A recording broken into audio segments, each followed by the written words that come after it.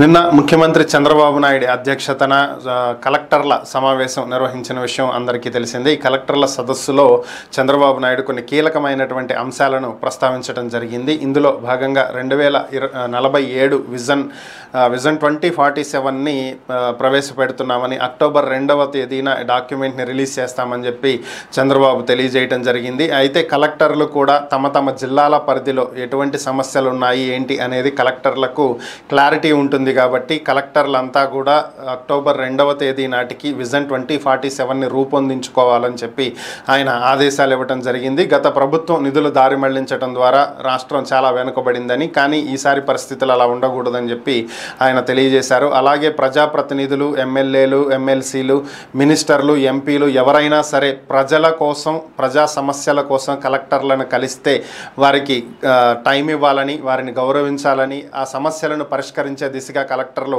అడుగులు వేయాలని చెప్పి ఆయన ఆదేశాలు ఇచ్చారు. అలాగే నిబంధనలు మాత్రమే పాటించకుండా కొన్నిసార్లు మానవతా దృక్పథంతో చూడాల్సినటువంటి పరిస్థితులు ఎదురవుతాయని, అలాంటి పరిస్థితుల్లో మానవత్వం చూపించి మానవతా దృక్పథంతో సమస్యలను పరిష్కరించే దిశగా అడుగులు వేయాలని, అలాంటి పరిస్థితుల్లో నిబంధనలను పక్కన పెట్టినా పర్లేదని చెప్పి ఆయన తెలియజేశారు. ఇక నుంచి ఆకస్మిక తనిఖీలు చేపడతామని, ఎప్పుడు ఏ జిల్లాకు వస్తామో, ఏం తనిఖీ చేస్తామో అనేది ముందుగా సమాచారం ఉండదని, కాబట్టి కలెక్టర్లంతా కూడా అప్రమత్తంగా ఉండాలని చెప్పి తెలియజేస్తూనే 1995లో ముఖ్యమంత్రిగా ఉన్నటువంటి సమయంలో కలెక్టర్లు మురుక్కాలవలో దిగైనా సరే పరిస్థితులు చక్కబెట్టాలని, అన్నీ కూడా సక్రమంగా ఉండేలాగా చూసుకోవాలని చెప్పి ఆదేశాలు ఇచ్చేవాడినని, సో ఇప్పుడు కూడా ఎప్పుడు ఏం చెక్ చేస్తామో తెలియదు, మురుక్కాలవలతో సహా చెక్ చేసేటువంటి పరిస్థితులు రావచ్చు.